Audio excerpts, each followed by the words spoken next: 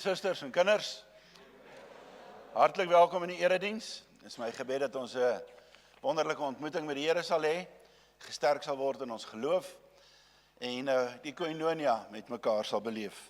Hartlik welkom almal wat hier is. Ou lidmate, nuwe lidmate, jong lidmate, mense wat ingeskakel is op ons uitsending. Hier's nuwe lidmate wat ons nou sal verwelkom. So hartlik welkom aan almal. Ons hulp kom van die Here wat hemel en aarde gemaak het en wat ook trou bly tot in alle ewigheid. Geliefde gemeente, genade, barmhartigheid, vrede en liefde word julle geskenk van God ons Vader en die Here Jesus Christus deur die kragtige werking van die Heilige Gees. Amen.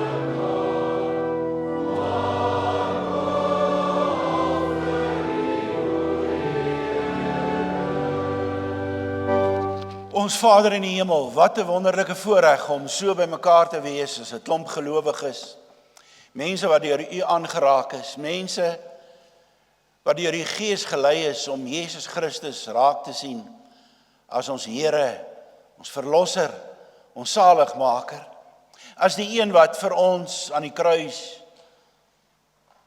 verdien het om U kinders te word. En wanneer ons nou U kinders is, dan is daar eintlik maar net een ding wat U van ons vra. En dit is dat die liefde ons totale menswees sal oorheers. Ja, die liefde vir U, wat daarin sigbaar word dat ons onsself gee as lewende en heilige offers, wat vir U aanneemlik is, nie vir onsself nie, vir U aanneemlik is, en dat ons U wil sal soek en U sal groot maak en prys en loof en voor U buig en U ken as ons Here, ons God, ons Verlosser in Jesus Christus as ons koning. Maar ook die liefde vir mekaar in die gemeente. Ons broers en ons susters wat saam met ons is, hier waar U ons geplaas het in Benoni. Gee dat ons werklik waar vir mekaar sal omgee. Nie net op die oppervlak nie. Dat ons na mekaar sal uitreik. Dat ons mekaar sal bystaan. Dat ons saam met mekaar sal bid. Dat ons saam met mekaar sal huil. Dat ons saam met mekaar sal bly wees. Dat ons, net in die geloof saam op pad sal wees. Maar U beperk nie ons liefde tot medegelowiges nie. En dit wil ons ook bid, vir medegelowiges, landswyd en wêreldwyd, ook in moeilike tye, in ons eie kerkverband. Gee Here, dat die liefde in ons harte, nie net in ander mense, dat die liefde in ons harte, bo toe in sal vier.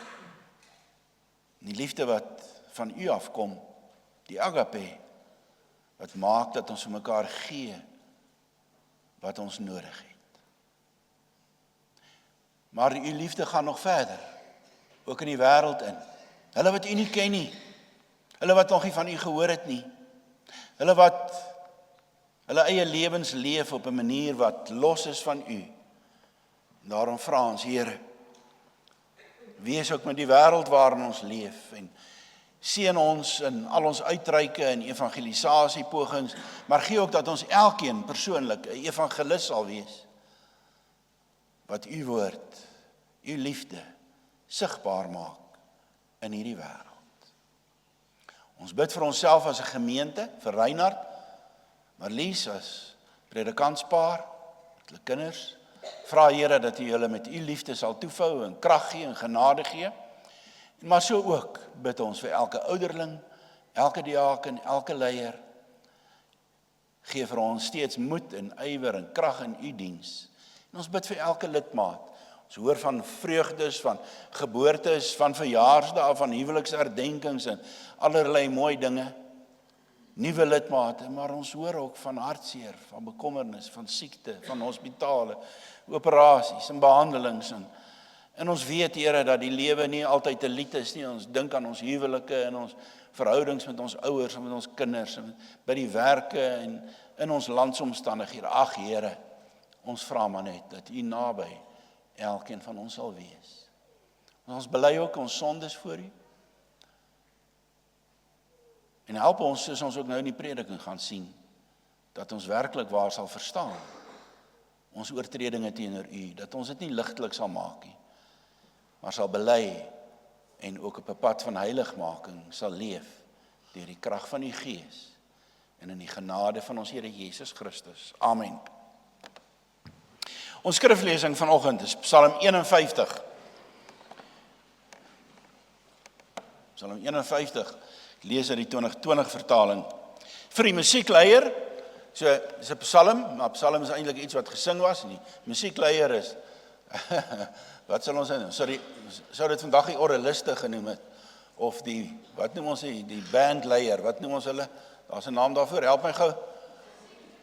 Musiekbediening.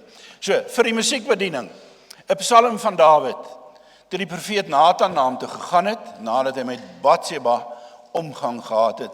Wees my genadig, o God, hier is ons teksvers, wees my genadig, o God, volgens u troue liefde, wis my oortredings uit, volgens u groot ontferming.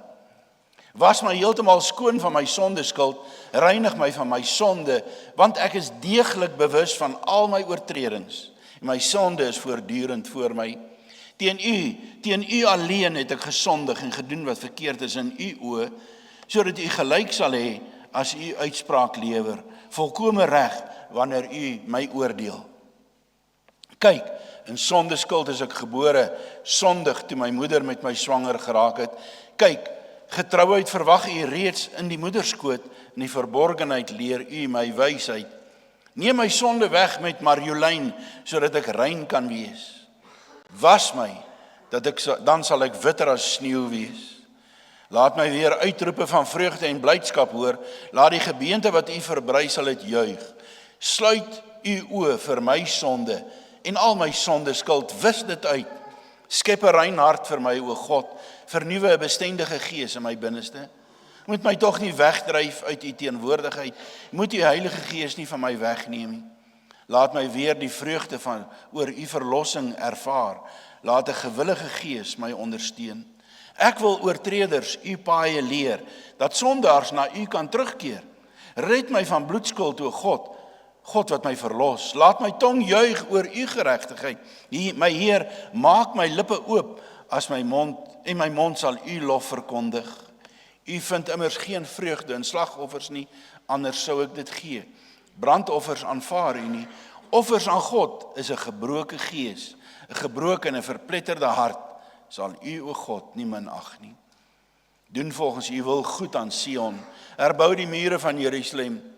Dan sal u vreugde vind in offers van geregtigheid, brandoffers en volledige offers. Dan sal daar op u altaar jong bulle geoffer word. Tot sover.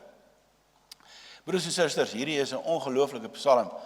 En ons sal seker, ek weet nie, 5 preke na mekaar hieruit kan maak. So, ons gaan sekere sake uitlig in die konteks van ons jaarprogram, wat gaan oor God is liefde. En met die oog daarop vers 3, wees my genadig, o God, volgens u troue liefde, wis my oortredings uit, volgens u groot ontferming.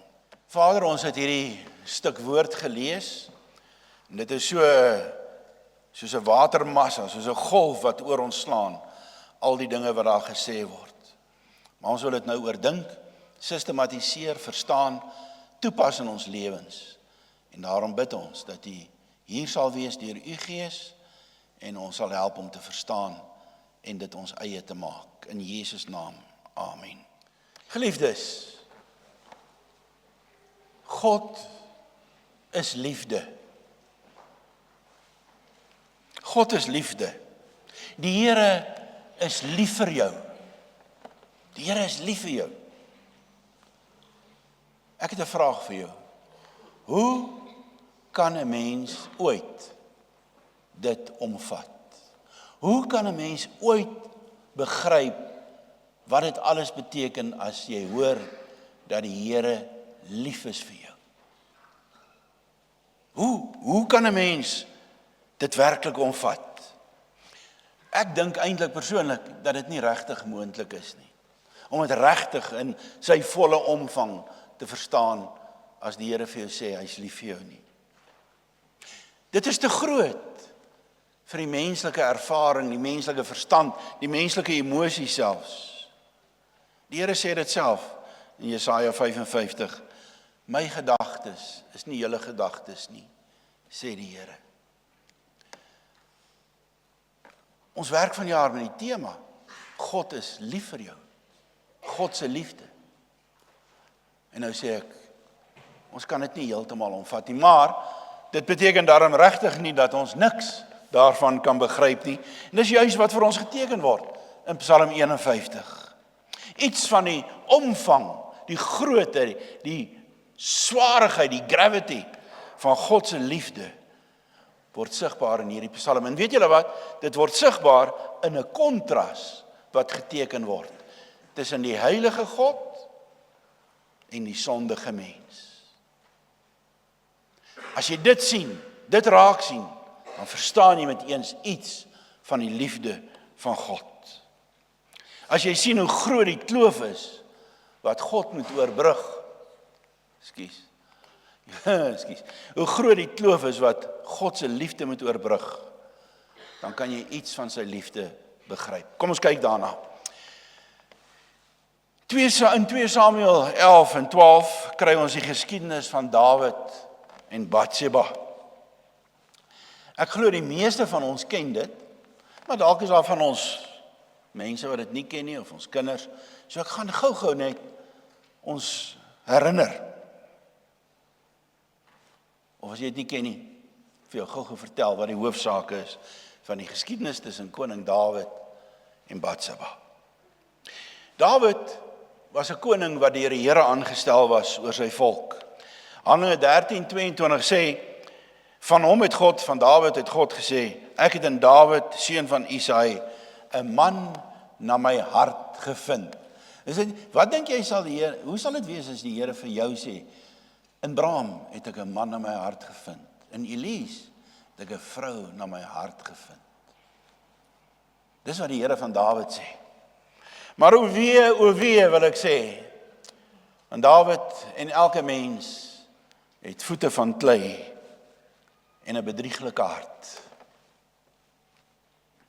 Want toe Dawid op die hoogtepunt van sy sukses as koning is, koning van die godsvolk, stuur hy sy weermag, sy army uit om te gaan oorlog maak. Hy is veronderstel om saam met hulle te wees.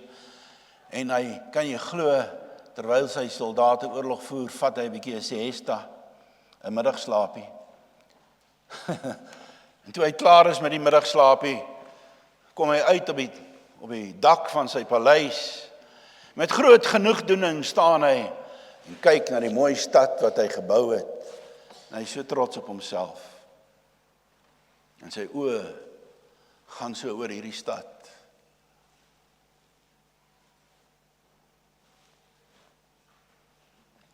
Wat sien hy? Hy sien vir Batseba, wat bad. En Abinof seker. Pragtige vrou. En hy's tog die koning. Dadelik stuur hy mense om te gaan vra, wie's daai vrou? Hulle kom terug en sê vir hom, sy's Batseba, sy's getroud met Uria, een van jou soldate, een van jou dapper soldate. Hey, die voete van klei, die bedrieglike hart. En Dawid sê, bring haar na my toe. Nou word daar nie veel gesê van Batseba se reaksie nie, maar daar word gesê dat hulle saam geslaap het, gemeenskap gehad het. En sy word swanger. En nou is Dawid in 'n modus waar hy moet skadebeheer toepas. Hy probeer die gevolge van sy sonde minimaliseer. Hy laat 'n halwe Uria, hy laat 'n halwe Uria van die slagveld af. Nou die van julle wat bietjie ouer is soos ek, sal onthou jy kon 'n 7 dae pas gekry het as jy in die army was. So hy gee vir Uria 7 dae pas, sê gaan huis toe, gaan jou vrou wag vir jou, gaan slaap by jou vrou. Want dan sal Uria mos nou dink, dis sy kind. Maar daar was 'n erekode onder die soldate in daai tyd. Sê terwyl my makkers nog op die slagveld is, gaan ek nie die lekkerte hê van slaap by my vrou nie. So hy slaap voor die deur as het ware, maar hy gaan nie by sy vrou in nie. Hy weier. En Dawid se plan word ondermyn. Maar die bedrieglike hart. Want nog steeds is Dawid nie klaar planne gemaak nie. Wat doen hy? Hy kry vir Uria, hy gee vir hom 'n briefie wat hy geskryf het en geseël het. Hy sê, gaan gee hierdie vir jou bevelvoerder as jy terugkom op die slagveld. En wat staan in die briefie?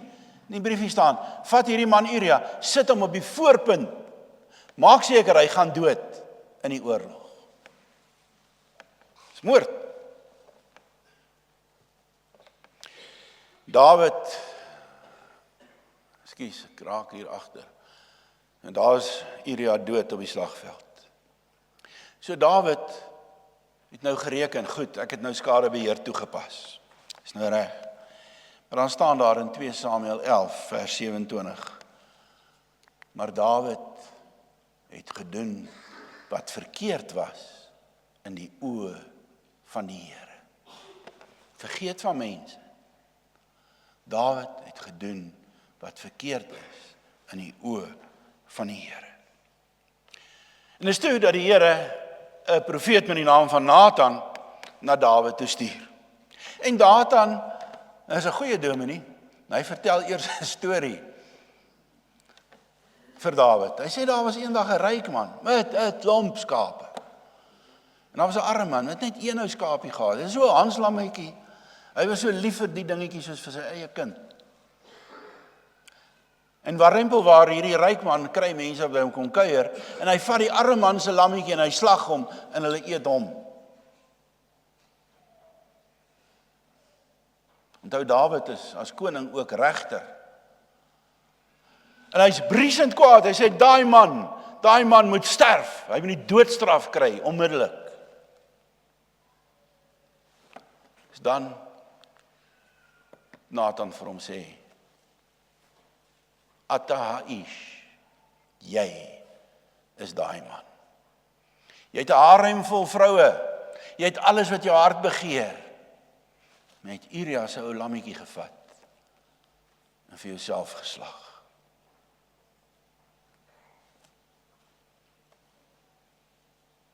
Jy is die man. En is dan wanneer Dawid Psalm 51 dig. Na dit alles. 2 keer lees ons dat Dawid sê, Psalm 51 vers 6, Psalm 51 vers 6, teen u alleen het ek gesondig. En in 2 Samuel 12, toe sê Dawid vir Nathan, ek het gesondig teen die Here. teen die Here. Dis toe, nadat hy tot hierdie besef gekom het, dat daar 'n belydenis kom. Hy sê, daar is net een ding, Here, daar's net een ding in hierdie lewe wat ek kan doen wat oorbly. Ons lees dit in Psalm 51 vers 3. Wees my genadig, o God, volgens u troue liefde. Dis al. Hy's platgeslaan, plankies toe. Is gedaan. Net een ding. Wees my genadig, o Here God.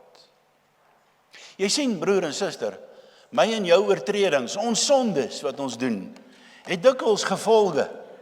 Gevolge ook in mense se lewens. My sondes het invloed op my huweliksmaat, op my vrou, op ons kinders, ons gesinslede, ons familie, ons besigheidsvennote, ons vriende, ons medegelowiges. Ons sondes het gevolge, baie keer. Maar ten diepste staan ons skuldig voor die Here. Want hy verklaar duidelik, wees heilig, want ek is heilig. Dis 'n refrein wat dwars deur die Bybel loop.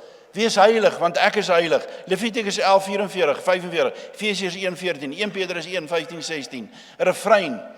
Hy sê, leef dan waardig aan julle kindskap, 2 Tessalonisense 1:11, Filippense 1:27, Efesiërs 4 vers 1. Jy is veronderstel om waardig aan jou roeping te leef, waardig as jou kind van God te wees. Dis die kontras. 'n Heilige God en 'n onheilige Dawid en 'n onheilige ek en jy. Daarom is daar net hierdie een ding wat hy kan doen. Hy beroep hom op God se genade. Ganan in Hebreëus. God se genade, Ganan. Onthou jy nog die onderskeid? Ek praat baie keer daaroor tussen die twee Engelse woorde mercy en grace. Ken julle dit? Onthou julle dit? Mercy is om nie te kry wat jy verdien nie in 'n negatiewe sin. So ek moet gestraf word en ek vra vir mercy, vir genade in daai sin en ek word nie gestraf nie. Maar grace is om te kry wat jy nie verdien nie. So ek verdien om gestraf te word, maar jy kry eerder 'n prys of 'n vertroosting of wat ook al. En dit is wat hier gebeur. Ons kry, as jy op Ganan, op God se genade beroep, dan kry jy mercy en grace. Hy gee nie vir jou die straf wat jy verdien nie, maar hy gee vir jou iets anders in die plek daarvan. Hy gee vir jou vryspraak. En dit is waarop Dawid hier aanspraak maak. Mercy en grace.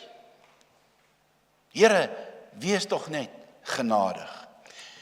Kan jy saam met my dalk so ietsie arrogant sien as Dawid vra vir mercy en grace? Ja, weet jy? In die Ou Testament is allerlei voorskrifte van boetes en strawwe vir allerlei sondes. Maar vir moord en oorspel was die straf die doodstraf.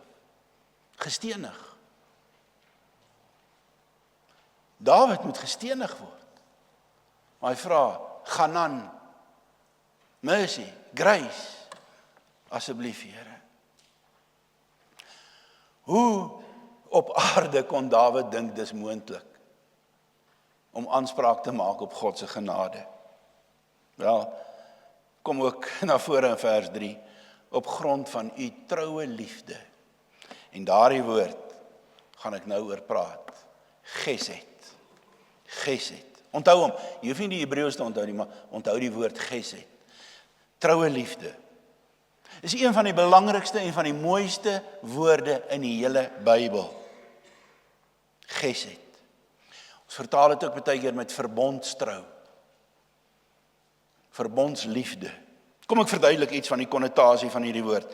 In die Ou Testamentiese tye was daar dikwels het daar state gewees en konings het teen mekaar oorlog gemaak en jy het 'n sterk koning gekry en die sterk koning trek uit en hy kom by 'n klein koningkie met sy klein koninkrykie en hy gaan daardie koninkryk vernietig en die klein koning stuur 'n gesant en sê asseblief moet ons nie aanval nie, asseblief ons sal belasting betaal, ons sal vir jou soldate gee, ons sal jou eer as ons koning, moet ons net nie doodmaak nie. 'n Groot koning en 'n klein koning. Ons sluit 'n kontrak, 'n verbond, 'n ooreenkoms. Ons sweer aan jou trou. Moet ons net nie inval nie, moet ons nie doodmaak nie. 'n Verbond. Dit word 'n vasalverdrag genoem. En dit is die beeld, die konsep van God se verbond met Israel in die Ou Testament en in die kerk van die Nuwe Testament. Dit impliseer, God is die groot koning. As hy teen ons sou uittrek, sal daar nie eens 'n bloedkolletjie oorbly nie. Hy is soewerein. Ons is sy onderdane. En uit sy genadige goedheid, op die grond van die feit dat hy getrou bly aan sy verbond, sy belofte wat hy gee, daarom gee hy mercy en grace aan sy kinders. Die teologiese woordeboek sê God's loving kindness in condescending to the needs of his creatures. God buig af na sy kinders. Dis wat hierdie woord sê. Goodness, favor. Maar nou is daar 'n byna teenstrydigheid in hierdie Psalm, broers en susters. 'n byna teenstrydigheid. Hoekom? Ek verduidelik. In vers 18 en 19 lees ons: U vind immers geen vreugde in slagoffers nie, anders sou ek dit gee. Brandoffers aanvaar u nie. En in vers 9 staan daar: Neem my sonde weg met marjolein, sodat ek rein kan wees. Was my, dan sal ek witter as sneeu wees. Marjolein is dieselfde as hyssop. En onthou julle, met Egipte, met die uittog, toe moes hulle 'n hyssop takkie vat, of 'n marjolein takkie, dit in die bloed smeer, en dan bo kan die kusyne. So dit wys na offers. So Dawid beroep hom op 'n offerbloed. Marjolein, Here, laat ek met 'n offer na u toe kom. So wat gaan aan? Kan Dawid regtig waar na die Here toe gaan en sê, nee, ek sal 'n offer bring en maak dat daardie offer my sonde wegneem? Nee, geen menslike gebringde offer kan ons skoon was nie. Dis wat vers 18 en 19 sê. Kan Dawid hom beroep? Nee. Vers 9, neem my sonde, vers, u vind geen vreugde in slagoffers nie. So Dawid weet dit, geen offers nie, ook nie marjolein met die bloed van die offerdiere, kan sy sonde wegneem. Nou wil ek sê, daar's 3 dinge, 3 voorwaardes, maar dis nie heeltemal voorwaardes, maar 3 aspekte daarvan, voordat ons kan aanspraak maak op hierdie genade van God. 3 dinge. Eerste ding, ons moet weet dat die offers van die Ou Testament vooruitwys na die een offer, wat inderdaad genoeg is om mense se sondes weg te neem. En dit is die offer van ons Here Jesus Christus aan die kruis. Dis die een offer wat vir God aanvaarbaar is. Hebreërs 7 vers 27 sê mos, hy het immers, Jesus het eens en vir altyd 'n offer vir die sondes gebring, toe hy homself geoffer het. Eens en vir al. Finaal. Permanent. Jy weet, geliefdes, as ek maar 'n bietjie persoonlik kan wees, toe ek hierdie preek skryf en hierdie skryf, toe dink ek daaraan, hoe maklik ek, Bram Kreur, as ek bid, sê, ag Here, vergeef my sondes om Christus ontwil. Dalk, maar net dalk, sonder 'n grondige besef, 'n omvattende besef, van hoe groot God se liefde en genade is, waarop ek 'n aanspraak maak, as ek dit bid. Hoe groot God se liefde is, dat ek dit mag bid. Ons bid dit so outomaties, sommer net aan my slot aan die gebed te sit. Net om die gebed af te sluit, almal nou weet, selfs die Here nou weet, okay, ek gaan nou afsluit. Maar om hierdie gebed te mag bid, wees my genadig,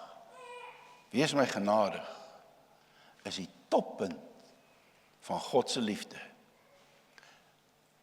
Ons beroep ons op sy gesed, sy verbondstrou, sy beloftes, waaraan daar geen einde kom nie. Sy belofte dat hy iemand gegee het wat in ons plek gesterf het. Ek moet seker maak dat ek met my hele hart en siel op God gerig is, wanneer ek 'n gebed bid, waar ek aanspraak maak op sy genade. Dit bring ons by die volgende voorwaarde, kan ons sê, wat dalk 'n verkeerde beskrywing is, maar kom ons noem. Dawid sê in vers 4, was my heeltemal skoon van my sondeskuld en reinig my van my sonde. Vers 9, is dit leesbaar? Vers 9, ja. Vers 9 sê hy, sodat ek rein kan wees, was my dat ek witter as sneeu, sal ek witter as sneeu wees. In vers 12, skep 'n rein hart vir my, o God, vernuwe 'n bestendige gees in my binneste. Hier is werklik waar 'n refrein wat dwars deur die Psalm loop. Wanneer jy die Here se vergewende en verlossende genade ervaar, dan kan jy nie anders as om met jou hele hart rein en heilig voor hom te wil lewe nie. Jy kan nie anders nie. As jy besef van hierdie gesed van God, wat maak dat jy genade ontvang, dan kan jy mos nie aangaan soos jy vroeër aangegaan het nie. Daarom het Dawid 2 gevolgtrekkings. Die eerste sê hy in vers 21, dan sal ek vreugde vind in offers van geregtigheid, brandoffers en volledige offers. Dan sal daar op u altaar jong bulle geoffer word. Weet jy wat sê hy? Hy sê as jy God se ges het, sy verbondstrou ervaar het, sal jy nou weer met nuwe moed, nuwe ywer, met vreugde en vrymoedigheid jou formele godsdiens beoefen. Jy sal offers bring, ons sal kerk toe kom, ons sal eredienste bywoon, ons sal Bybelstudies bywoon, ons sal wat ook al doen wat deel is van gemeentelike lewe. Dis wat hy sê. Nou dat ek God se gesed ervaar het, nou sal ek met my hele hart en siel in die godsdiens my inleef. Ek sal met oorgawe deel wees van 'n gemeente en wat die lof aan die Here bring. In die eredienste, maar ook in elke dag. En dan sê hy in vers 15, ek wil oortreders u paaie leer, dat sondaars na u kan terugkeer. In vers 17, my Heer, maak my lippe oop, en my mond sal u lof verkondig. Wat beteken, wat sê dit? Hy sê, hoe kan jy stil bly as jy God se gesed regtig beleef het? Hoe kan jy stil bly?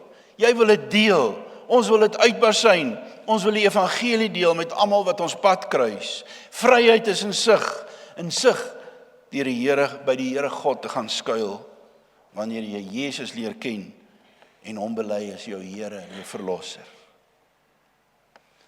Hierdie godsdiens is daar nie net leë offers, kom sit in 'n erediens en sê, okay, die diakens moet nou maar net dophou, ek was hierdie jaar soveel keer in die kerk, wat ook al. Of my bydrae gegee, wat ook al. Nee, nie 'n leë, formalistiese godsdiens nie, maar 'n lof aan die Here met hele hart en siel en krag en verstand. Opregtheid, dankbare lof. Ek het verwys na 3 vereistes, wat seker nie die regte woord is nie, maar vermoed die derde een is die een wat vir ons die moeilikste is. Nou die minste van hou, maar dit is so absoluut noodsaaklik. Want dwars deur hierdie Psalm is daar 'n herhaling. Dawid bely sy sonde. Weer en weer en weer. Ek gaan nie nou elkeen van hierdie goed verduidelik, maar met verskillende woorde erken hy sy sonde. Eersteen, sy oortredings, vers 3, is die woord pesha in Hebreëus. Opstand, rebellie, in opstand kom. Sonde, in Engels wickedness, ongeregtigheid, awen of avon, vers 4. Oortredings van die standaard afwyk, die doel mis, gatat. Iets verkeers doen, vers 6. Evil, die slegte doen, ra. Sonde, gata. Jy sien, wat is die bedoeling? Slegs as jy eerlik is oor jou skuld en jou verlorenheid, oor jou eie hopeloosheid en hulpeloosheid, jou eie onheiligheid, kan jy die noodsaak besef van 'n verlosser. Dan kan jy verstaan dat jy aangewese is op God se gesed. En dan sal jou mond oorloop van lof aan die Here, sal jy vreugde vind in jou godsdienst. Dan is dit nie 'n dooie verpligting nie, dan is dit jou vreugde. So geliefdes, die Here, die Here is lief vir jou. Kan 'n mens dit begryp? Kan jy dit omvat? Maar dit is wat Jahwe, die Here se gesed, aan jou verkondig. En as jy iets van sy gesed verstaan, sy verbondstrou, dan sal jy iets van sy liefde omvat. Sal jy dit begryp, sal jy dit geniet. Dan sal daar in jou hart iets wees van Psalm 89 vers 7, soos Toosius dit dig, uit vrye guns, alleen. Kom ons sing saam. Psalm 89 vers 7. Ons staan, sing dit saam. Daarna bid ons saam.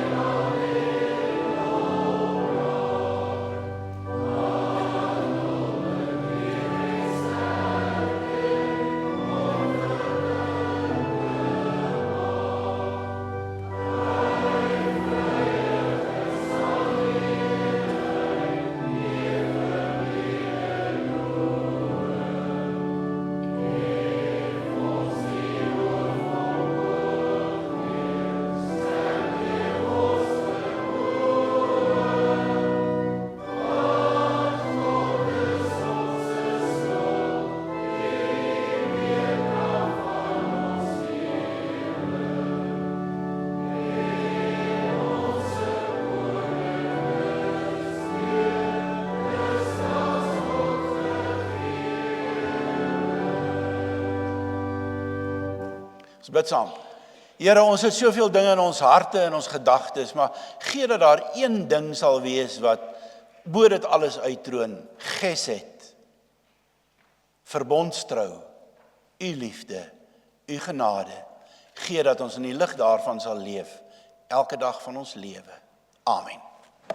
Gaan leef nou onder die gesed van die Here, die genade van ons Here Jesus Christus, die liefde van God die Vader en die gemeenskap van die Heilige Gees sal by julle wees en by julle bly.